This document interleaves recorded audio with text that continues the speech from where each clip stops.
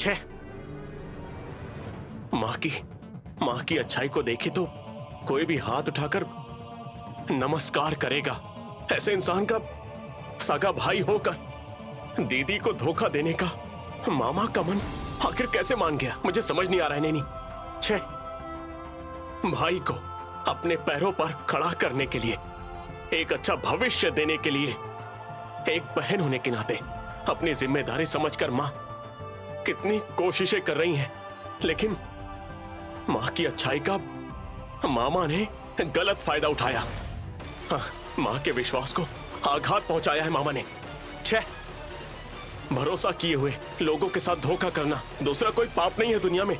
छे, हम जिन पर सबसे ज्यादा विश्वास करते हैं उन पर रत्ती भर भी शक नहीं होता नैनी। और लोग उसे आंख मूंद के भरोसा क्यों कर रहे हो ऐसा कहते हैं। हाँ, लेकिन ये अपने पर दिखाने वाला बस प्रेम होता है। लेकिन हमें जो अपना कहे हुए इंसान धोखा दे दे तो वो तकलीफ नर्क से भी भयंकर होती है। उसे सहन कर पाना बहुत मुश्किल होता है। वो तकलीफ पैसे गए हैं, दौलत गई है वाली नहीं होती है। उस समय हमारा प्रेम और विश्वास हार जाता है, मर जाता है। माँ को मामा ने धोखा दिया तो मुझे इतनी तकलीफ हो रही है, तो फिर भाई के धोखा देने पर एक बहन होने के नाते माँ कितनी ज्यादा तकलीफें उठा रही होंगी, सोचो नैनी। प्राणों से खेल लेना चाहिए लेकिन भरोसे से नहीं खेलना चाहिए। वैसे भरोसे से खेलेंगे तो आखिर में सगी मां को बेटे पर, बेटी को जन्म देने वाली मां पर भरोसा नहीं हो पाएगा। हाँ, अगर ऐसा समय आएगा तो इस दुनिया से साफ सुथरा प्रेम दिखाए बिना ही मर जाएगी।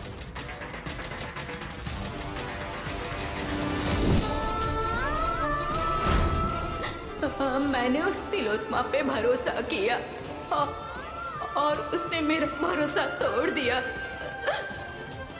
मेरे विश्वास को जीतकर आज मुझे जान से मार रही है। मुझे मेरे बेटे से दूर कर रही है। साहब जी, पैसों के लिए तिलोत्तमा मेम साहब जी और परशुराम साहब जी का खेला हुआ नाटक है ये। असली बात पता ना होने पर आप इतनी छोटी सी बात के लिए इतना दुखी हो रहे हैं। ऐसे में आप जिसे देवी माँ समझ रहे हैं, अगर उनका असली रूप आपको पता चल जाए तो आप पर क्या बीतेगी, ये सोचकर डर लग रहा है। दौलत गई तो कोई बात नहीं, विश्वास नहीं खोना चाहिए, ऐसा आप चाहते हैं, लेकिन ये सब आपकी दौलत के पीछे है। वो आप पर माँ का छोटा प्यार दिखा रही है, उस दौलत की वजह से है। आपकी अपनी माँ की जान ली है इन्होंने। अगर आपको ये पता चलेगा तो आप कैसे बर्दाश्त करेंगे? लेकिन फिर भी इस कपटी माँ के माया जाल से आपको बाहर निकालना ही होगा। आप जिसे देवी समझ रहे हैं उसका असली स्वरूप मैं आपको दिखा कर रहूंगी। अभी फिलहाल मैं इस सोच में हूँ कि जल्द से जल्द कैसे उनका असली रूप आपको दिखाऊं, पर दिखाऊंगी जरूर साहब जी, ये मेरा वादा है। अरे बाप रे,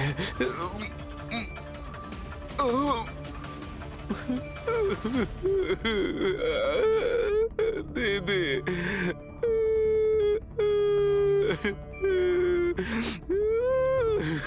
एक परशु, ये टैबलेट्स खा लो। मुझे नहीं चाहिए दीदी।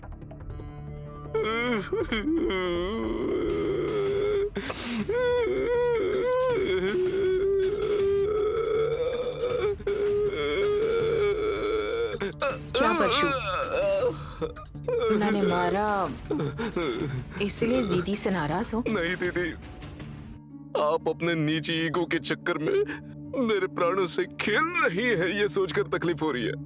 मैं ईगो के चक्कर में क्या? और नहीं तो क्या, और नहीं तो क्या दीदी। अमेरिका वाला भांजा पैसे देगा तो नैनी बीच में आएगी, ये मालूम था ना हमें। अगर वो नैनी वहां नहीं होती उस वक्त हमें भांजे के पास जाकर पैसे लेने चाहिए थे दीदी, ये मैंने बताया था आपको। लेकिन तुमने क्या कहा? हिरन के सींग से भला शेर डरता है क्या? उसी के हाथों पैसे दिलवाऊंगी कहकर तुम ले गई और देखा आखिर तुमसे उसने मुझे मार खिलवा ही दी ना दीदी। मैंने कल्पना भी नहीं की थी कि वो नैनी इसे इस तरह से हैंडल करेगी। मैंने बिल्कुल नहीं सोचा था। मैं भी अभी भी उसी शौक में हूँ। ये तो सिर्फ ट्रेलर है आंटी, आगे आगे आपको इससे भी ज्यादा शॉकिंग सिनेमा दिखाएगी वो। ये डायलॉग बिल्कुल सही है दीदी। आज तक के सीन देखकर तो मुझे एक बात समझ आ गई है। ऐसे ही चलता रहा ना तो किसी दिन वो नैनी आपको मेरे हाथों से मरवाएगी, ये बात तो तय है। मेरे साम्राज्य जितनी भी नहीं है उसकी उम्र, वो मुझसे मुकाबला करना चाहती है। ऑलरेडी उसने शुरू कर दिया है आंटी।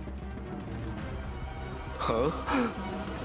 छत के नीचे पानी जैसा उसने आपको बर्बाद करना शुरू कर दिया है। आफ्टर ऑल वो नैनी चीज क्या है सोचकर आप केयरलेस रही, लेकिन वो शांत रही तो भी समंदर है। अगर आप अलर्ट नहीं रही तो किसी न किसी तरह आपको सुनामी की तरह वो डुबो देगी।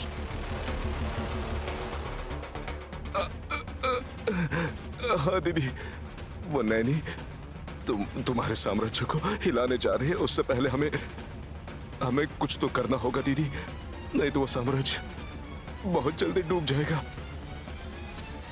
शत्रु को सामना करने का विचार आए उससे पहले ही मैं उसका विनाश कर देती हूँ।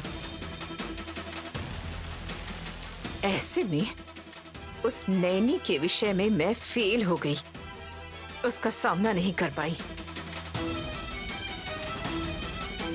उसके प्लान के बारे में कैसे मालूम करें, कैसे उसका हल निकालें, कुछ समझ नहीं आ रहा, कुछ सूझ नहीं रहा मुझे।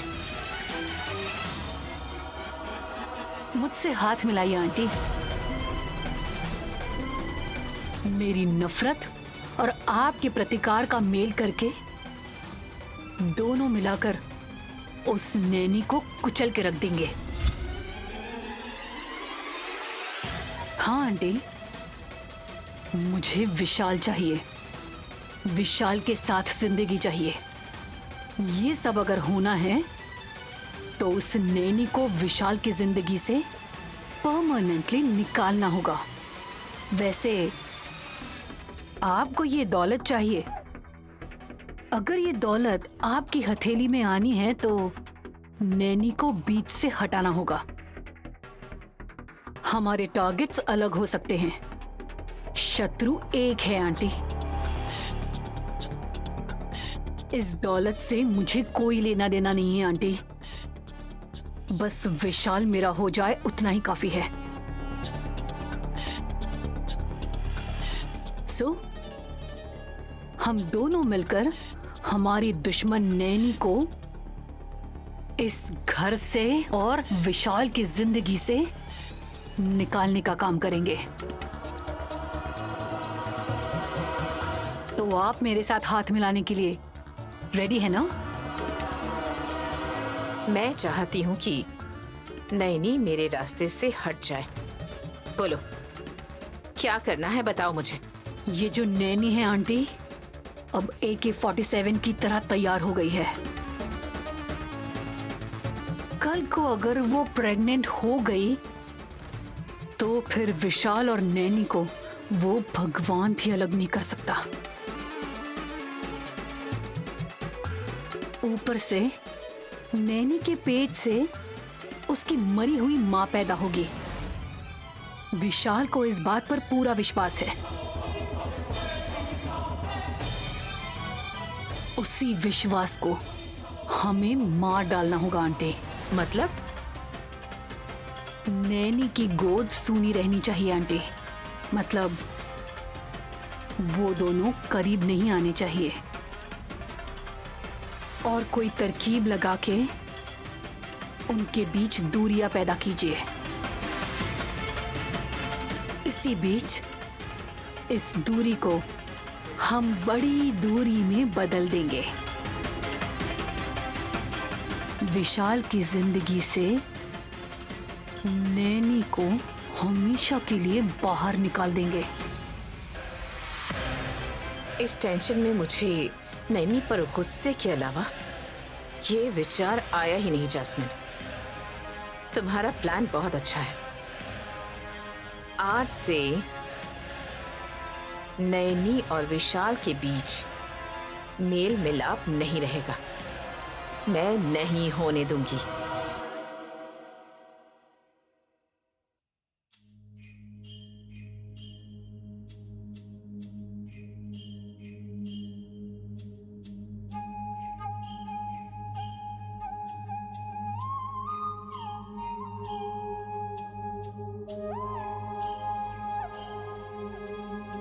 Wow, what a beauty. Gorgeous. Looking so pretty.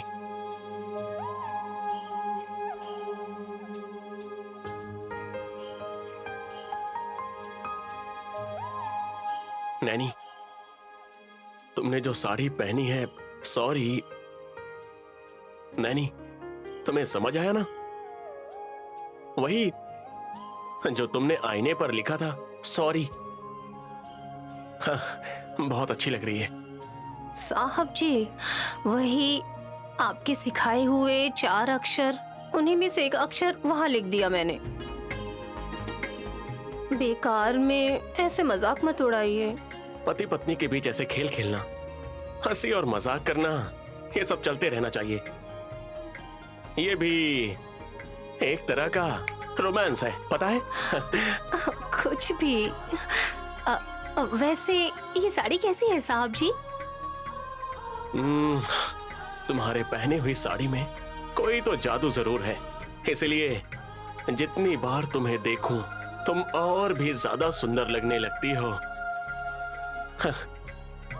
एक लाइन में कहूं तो जमीन पर आए अर्धचंद्र की तरह, ऊपर से उतरी बिल्कुल किसी देव कन्या की तरह दिख रही हो। लेकिन हाँ, बस एक ही तकलीफ है। तकलीफ?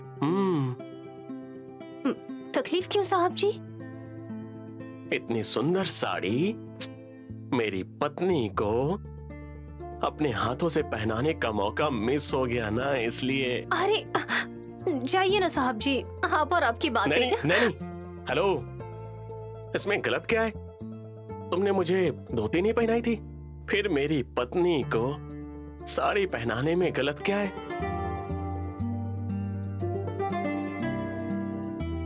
पहनाऊं क्या?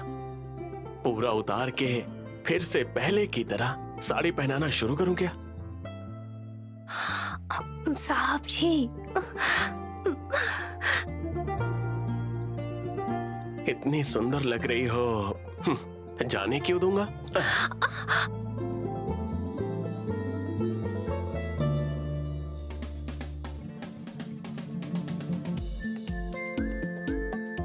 हाँ, इन फूलों में कुछ तो जादू जरूर है। कितनी भी दूर रहे तो भी दिल को अपनी तरफ खींच लेती है।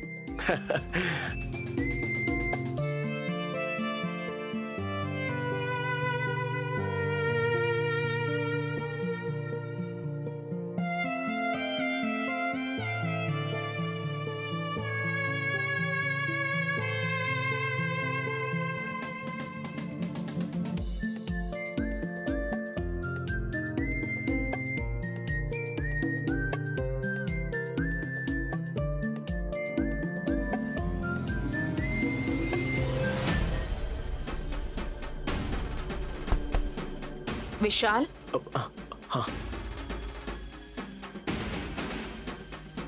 आइए माँ।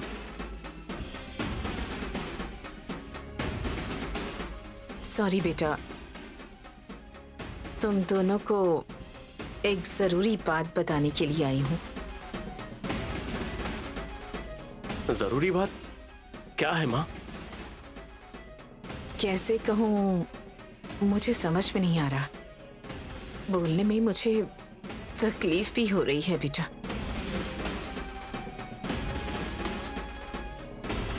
लेकिन मैं तुम्हें खुश देखना चाहती हूँ बेटा। मैं चाहती हूँ कि तुम हमेशा खुश रहो।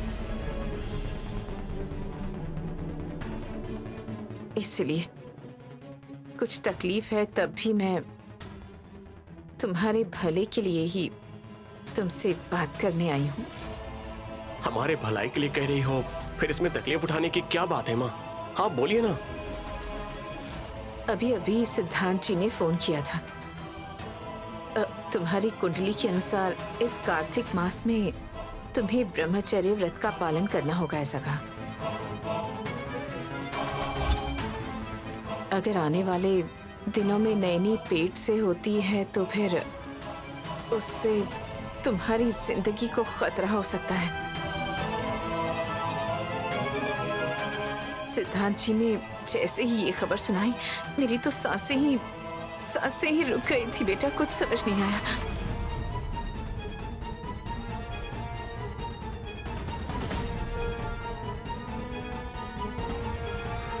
मेरे प्राण चले जाएं, वो भी मैं खुशी खुशी सहन कर लूंगी, लेकिन अगर तुम्हें कुछ हुआ तो ये माँ सहन नहीं कर पाएगी।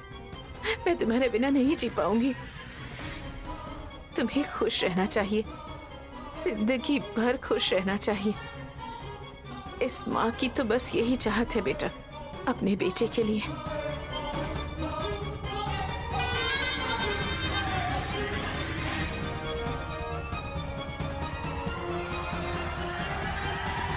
हाँ, देखा नहीं माँ हर पल मेरे लिए, मेरी खुशी के लिए कितना परेशान रहती हैं।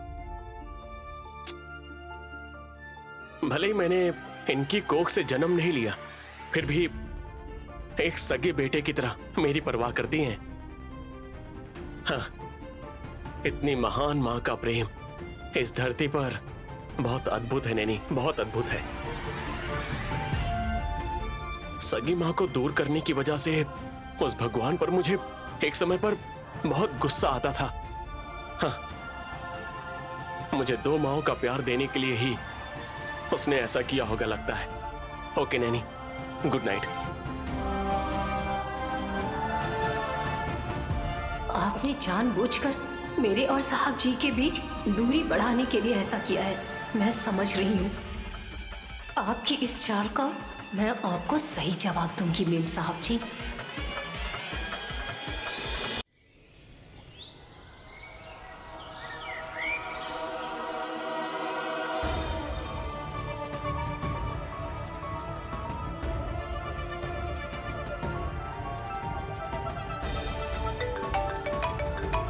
अरे बाप रे, फोन से ही मार डालोगे लगता है मुझे तुम।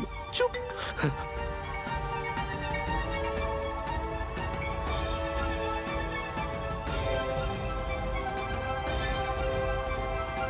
यहां से निकल जाएंगे तो कोई टेंशन नहीं होगी।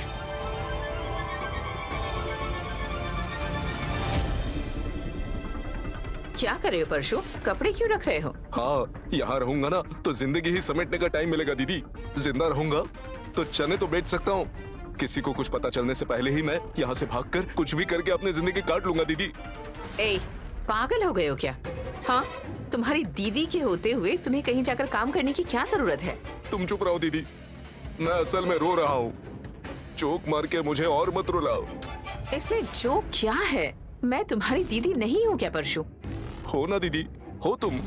मेरी जान जाने की नौबत आ जाए तब भी तुम देखते ही रहना। तुम्हारे लिए मैंने कितने पाप किए हैं, न जाने कितने गुनाह किए हैं, लेकिन अपने इस भाई के लिए सिर्फ 30 लाख नहीं दे सकी तुम। वो नैनी भांजे से पैसे लेने नहीं देगी, और वो बेटिंग वाले लोग मुझे चीने नहीं देंगे। हाँ, ये देखो, फोन करके कैसे मुझे टॉर्चर कर रहे हैं। देखो दीदी, चुप रहो। अब तक इस तिलोत्तमा को टक्कर देने वाला कोई नहीं था, कोई भी सामने नहीं आया था। पहली बार मैं उसके हाथों हार गई हूं परशु, और अब तुम ऐसे चले जाओगे तो ये मेरे लिए दूसरी हार होगी। पहली हार को ही सहन नहीं कर पा रही हूं तो दूसरी हार कैसे सहन कर पाऊंगी? कोई और रास्ता नहीं है दीदी। मुझे जिंदा रहना है तो यहाँ से भाग जाना ही सही रास्ता होगा। ए परशु, लॉकर में गहने रखे हैं ना, उन्हें बेचकर तुम्हारे बचने का इंतजाम कर लेंगे। रहने दो दीदी, क्यों मरे हुए को और मार रही हो? मैं अब तक तुम्हारा कहना मानकर तुम्हारा साथ देता रहा, अब अपने भाई को जीते जो जहन्नुम भेज रही हो क्या? ए, मैं जो कह रही हूँ वो सच है। लॉकर में कुछ गहने पड़े हुए हैं, उन्हें बेचकर उनके पैसे वापस दे देंगे। बस दीदी, मुझे और पागल मत बनाओ आप प्लीज। उस लॉकर की चाबी नैनी के पास होती है। भांजा जब पैसे दे रहा था तब तुमने मना कर दिया, और अब देखो तुम जाकर चाबियां मांगने से। ठीक है माँ जी, आपकी आज्ञा सर आंखों पर कहकर तुम्हारे हाथ में वो चाबी देने वाली है क्या?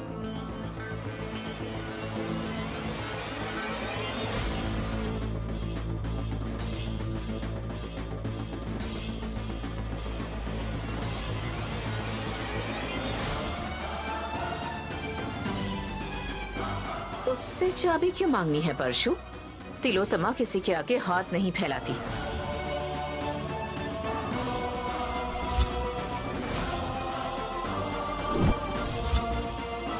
अरे बाप रे, इसे तुमने कब चुराया दीदी? मारी नहीं है, डुप्लीकेट बनवाई है मैंने। ऐसा अवसर कभी भी आएगा ये अंदाजा लगा लिया था मैंने। दीदी, युगों युगों के उन पुराणों के विलन से भी तुम्हारे अंदर बहुत ज्यादा समझ है दीदी। तुम्हारे इस रूप के लिए मैं 10 बार तुम्हारे पैर पड़ सकता हूँ दीदी। चलो दीदी, चलो चलते हैं। कोई दिखाई नहीं दिया तो वो गहने उड़ा लेते हैं। घर वाले सोचेंगे कोई चोर लेके आया है, हम पर डाउट आएगा ही नहीं ना दीदी। लेकिन उस नैनी पर जरूर आएगा। तुम्हारे इस डायलॉग का लॉजिक मुझे समझ में तो नहीं आया दीदी। ये काम तो हम करने जा रहे हैं, नैनी पर डाउट कैसे आएगा? घर में अगर चोर आएंगे तो वो सारे गहने चोरी करके ले जाएंगे। वहीं अगर 4 गहने गायब हो तो घर के ही किसी इंसान का काम होता है। और चाबियां तो सिर्फ उस नैनी के पास ही होती हैं। हाँ, समझ गया दीदी, समझ आ गया। तुम जो कहने की कोशिश कर रही हो वो सारी चीजें मेरी आंखों के सामने आ गई। लॉकर की चाबियां उस नैनी के पास होने की वजह से सबको लगेगा नैनी ने चुरा लिया है। वहीं पर ये किस्सा खत्म नहीं होता, असल कहानी वहां से शुरू होगी। असली कहानी क्या है दीदी? उस चोरी की आड़ में नैनी का क्या करना है, कैसे खेलना है, एक खतरनाक प्लान है मेरे पास। उसे सांस तक नहीं लेने दूंगी मैं। और वैसे भी जब इस तिलोत्तमा को पता ना हो कि दुश्मन की अगली चाल क्या है, तो वो दुश्मन को तड़पा तड़पा कर मारती है। इस नैनी को भी नहीं छोड़ूंगी मैं।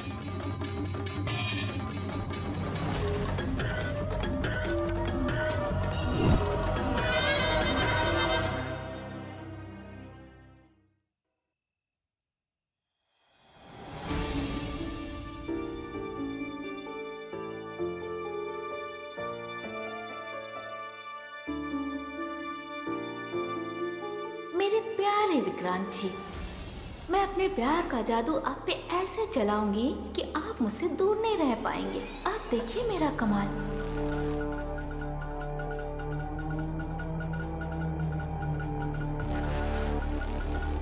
हेलो सर, काम करने के समय पे काम करना चाहिए, खाना खाने के समय पे खाना खाना चाहिए। काम कहीं भागा नहीं जा रहा है, पहले खाना खा लीजिए। मैं रोज डाइनिंग टेबल पर आकर खाना खाता हूँ ना, फिर ये सब क्या है? ये नया नाटक क्यों कर रही हो? आपके लिए, आपकी इज्जत के लिए विक्रांत जी। मेरी इज्जत के लिए खाना यहाँ क्यों लेकर आई हो? क्या बात कर रही हो, समझ में आ रहा है तुम्हें? समझ के ही बात कर रही हूँ विक्रांत जी। सबके सामने मेरे पति देव का अपमान नहीं होना चाहिए, इसलिए पत्नी होने का कर्तव्य निभा रही हूँ। भगवान को सब पता है मैं चाहती हूँ कि मेरे पति देव को कोई परेशानी ना हो और पत्नी होने के नाते फर्ज निभा रही हूँ। हेलो, अब ये बहुत ज्यादा हो रहा है। मुझे अच्छी तरह पता है यहाँ खाना लाने के पीछे तुम्हारा कोई ना कोई मास्टर प्लान है। हाँ हाँ, आप जैसा समझ रहे हैं ये कोई मास्टर प्लान नहीं है विक्रांत जी। पत्नी होने के नाते ये मेरा धर्म है। डॉक्टर के पास चले जाइए, ये बात मैंने आपसे पता नहीं कितनी बार कही, पर आप शर्म या डर से नहीं जा रहे हैं। इसीलिए मैं आपकी समस्या का समाधान करने के लिए आपके लिए स्पेशल खाना बनाया है। मैं चुप हूँ तो ज्यादा कर रही हूँ? हाँ, मेरे सामने बिल्कुल मत बनो। ओहो विक्रांत जी, कुछ भी ज्यादा नहीं कर रही हूँ, आपकी समस्या को सुलझा रही हूँ। ये सब्जी खाने से बहुत ही लाभ होता है, आयुर्वेद में लिखा हुआ है। आपको डॉक्टर के पास नहीं जाना है तो मत जाइए, कम से कम इससे तो खा सकते हैं। इस नुस्खे से आपकी समस्या दूर हो जाए, मैं बस इतना ही चाहती हूँ। Shut up! क्या है? क्या बक रही हो? पागल बनने का नाटक कर रही हो? ऐसी बात नहीं है विक्रांत जी। मुंह बंद करो। पहले ही तुम मुझे पसंद नहीं हो। तुम्हें देखूं तो शादी के मंडप में तुम्हारे कहे झूठ धोखे याद आते हैं मुझे। इसलिए जब भी तुम मेरे पास भी आती हो ना, मुझे अजीब सा लगता है। और उसी वजह से ही मैं तुमसे दूर रहता हूं सुमन, इस बात को समझ लो।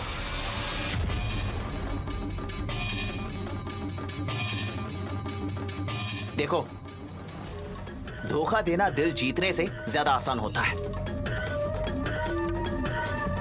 अगर तुम ऐसी नौटंकी करती रही ना तो तुम्हारे लिए नफरत और बढ़ेगी, मगर प्यार कभी नहीं बढ़ेगा, याद रखना।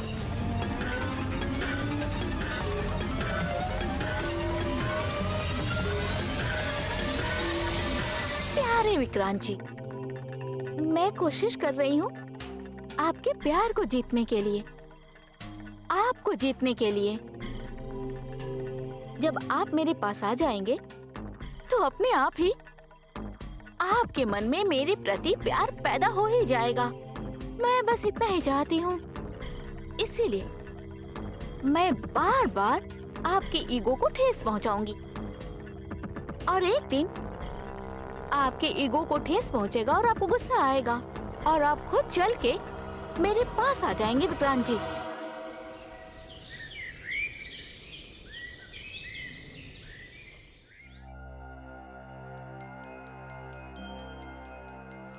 नहीं, बोलिए मेम साहब जी। अब मैं एक फंक्शन में जा रही हूँ। लॉकर में मेरा मोतियों का हार है ना, जरा निकाल कर दोगी क्या? ठीक है मेम साहब जी, चाबियां लेकर आती हूँ मैं, रुकिए।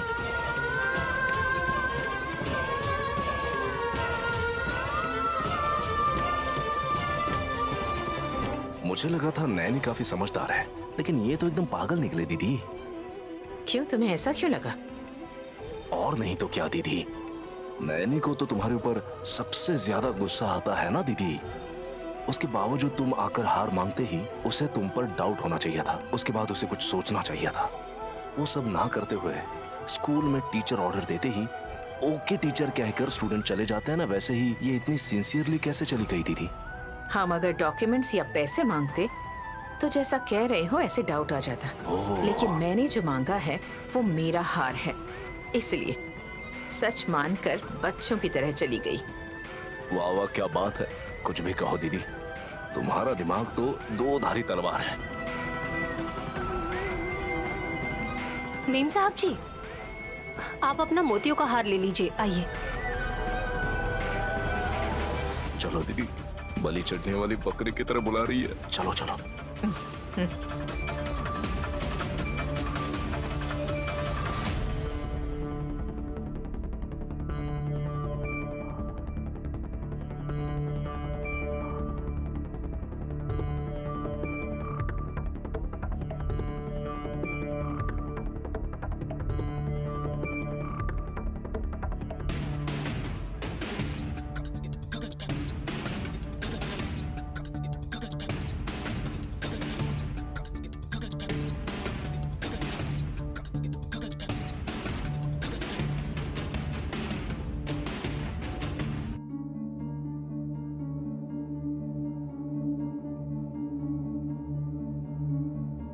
अरे यहीं रखा था, पता नहीं कहाँ चला गया।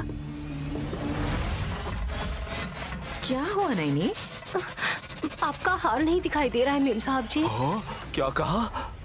दीदी का हार दिखाई नहीं दे रहा है। लॉकर में रखा हुआ हार गायब हो गया। अरे बाप रे, अरे बाप रे। हे भगवान, ऐसे घर में रखे हुए गहने अपने आप लॉकर से गायब कैसे हो सकते हैं? क्या है दीदी ये? अरे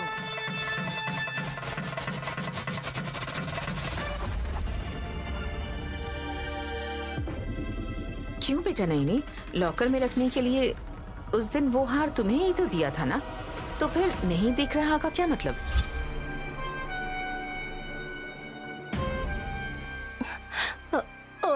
वही समझ नहीं आ रहा है मेम साहब जी। जब आपने दिया था तो यहीं रखा था, उसके बाद क्या हुआ, कैसे गायब हो गया, मुझे समझ नहीं आ रहा।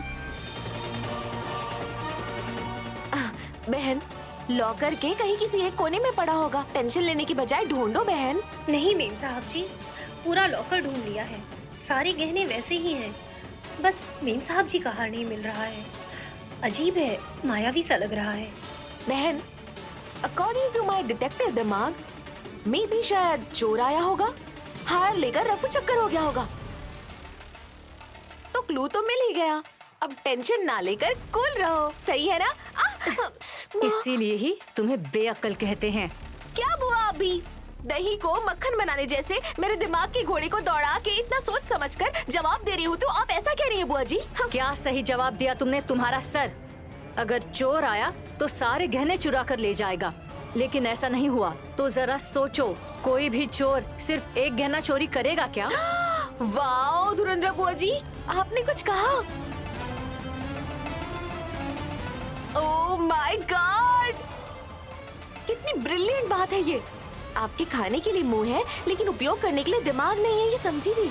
लेकिन माय गॉड, कहीं किसी कोने में थोड़ा सा है, ये साबित कर दिया आपने। तुम अपना मुंह बंद करो, बस बहुत हुई नौटंकी। मुझे कुछ मालूम नहीं, अब ये नाटक बंद करो। तुमने गहने कहाँ छुपा कर रखे? जल्दी जाकर ले आओ।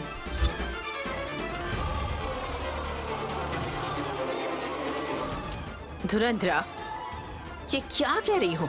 बात करने से पहले सामने कौन खड़ा है एक बार ये देख लिया करो और फिर कुछ बोला करो। नैनी का नाम लेकर तुम कह रही हो कि इसने चोरी की है? तुम्हारा दिमाग तो ठिकाने पर है। आंटी, आप यूं ही नैनी पर अंधा भरोसा मत कीजिए। एक बार सोचिए, वो हार इसने गायब किया है या नहीं, ये आपको भी समझ आ जाएगा। हाँ, सही है जैस्मिन। इसी आधार पर तुम सब लोग नैनी पर इल्जाम लगा रहे हो। बहुत सिंपल है आंटी, लॉकर की चाबियां नैनी के पास ही रहती हैं। किसी को कोई भी गहना चाहिए तो किसी के गहने लॉकर में रखने हो तो भी नैनी ही सब देख लेती है ना। मजबूती से ताला चेक करके फिर ताले की चाबियां लेकर वहां से चली जाती है। फिर उसमें से कोई चीज अगर गायब है तो नैनी की जानकारी के बगैर क्या वो चीज गायब हो सकती है?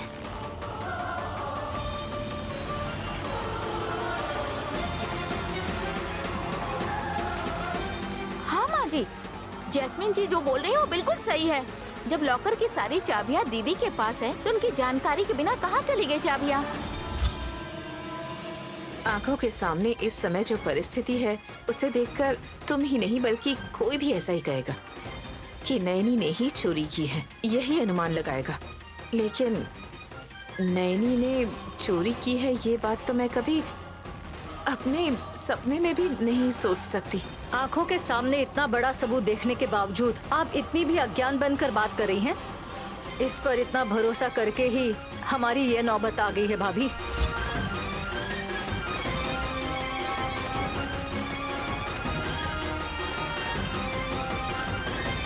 ए नैनी, इस तरह पत्थर की मूरत की तरह क्या देख रही हो? जाकर तुमने जो हाथ छुपा कर रखा है उसे लेकर आओ, जाओ। बुआ, क्या हुआ है? क्या हुआ पूछ रहे हो? धुरंधरा, तुम रुको। कुछ नहीं बेटा, तुम अंदर जाओ। ऐसा नहीं है माँ। नहीं, तुम भी अपने कमरे में जाओ और आप सब भी अंदर जाइए। ये क्या भाभी, ये क्या छोटी बात है जो हम छुपा कर रखेंगे? नैनी पर विश के लिए भरोसे की परीक्षा है ये। धुरंधरा, विशाल दुखी होगा, रहने दो कहा ना। दुखी होगा ये सोचकर छुपा कर रखेंगे तो भविष्य में इससे ऐसे कई धोखे मिल सकते हैं और बाद में इसे इसका बहुत पछतावा भी होगा। धुरंधरा, बाद में भी बात कर सकते हैं ना, अब इस विषय को यहीं छोड़ दो। क्या हुआ बुआ? कुछ नहीं बेटा, तुम अपने कमरे में जाओ। माँ प्लीज, ये मेरी पत्नी की गरिमा से संबंधित मामला है।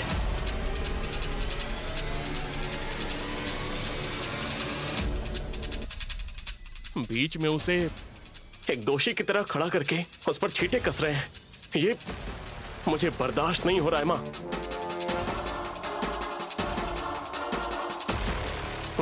बात क्या है ये जानने के बाद ही मेरी पत्नी दोबारा किसी भी तरह की गलती नहीं करेगी। सभी को समझाकर इस बात को साबित करने की जिम्मेदारी पति होने के नाते मुझे है।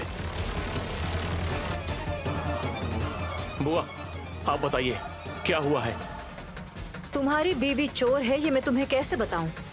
गरीब घर की लड़की होते हुए भी तुमने इसे इस घर की बहू बनाकर अच्छी जिंदगी दी, लेकिन तुम्हारी बीवी की चोरी की आदत जा ही नहीं रही है। जिस थाली में खाती है उसी में छेद कर रही है। लॉकर में रखा हुआ तुम्हारी माँ का हार गायब कर दिया।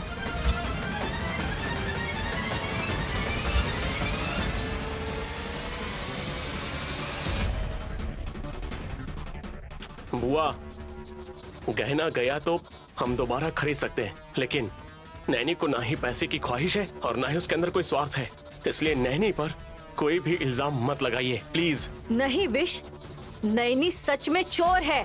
बुआ,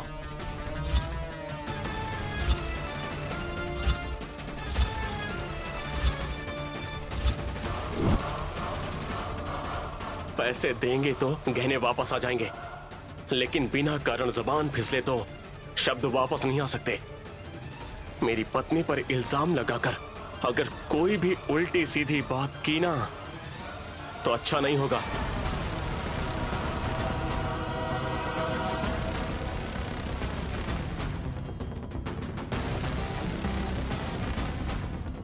दीदी, हमें तो लगा था ये प्लान असर करेगा, लेकिन ये तो ठुस हो गया दीदी। वो इल्जाम लगाने वाला कौन है ये मैं देखना चाहूंगा। साहब जी, थोड़ा शांति रखिए, क्यों इतना गुस्सा कर रहे हैं?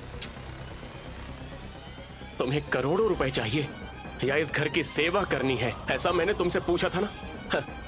तो तुमने ही कहा था कि इस घर की सेवा करना ही करोड़ों के बराबर है।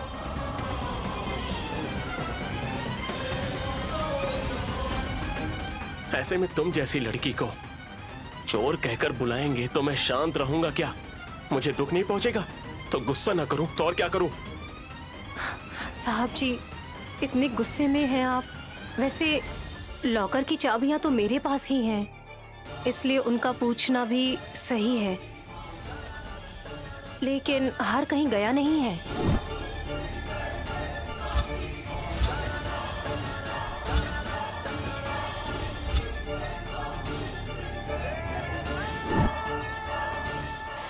हाँ बहन, इस कंफ्यूजन से मेरा सर तो पूरा फटा जा रहा है।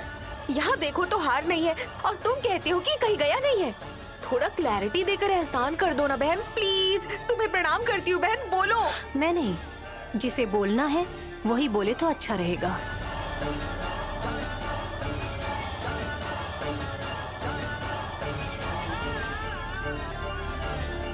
वो बोलेंगे तो विश्वास होगा। भैया,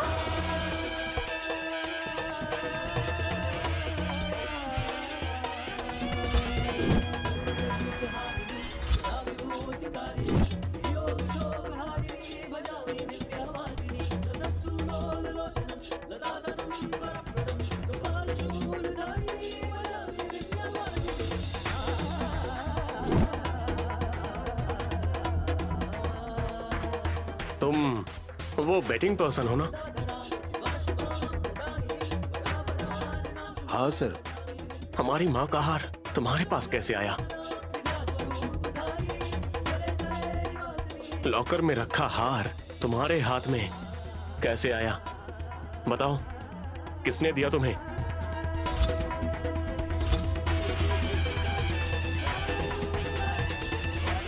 परशुराम सर,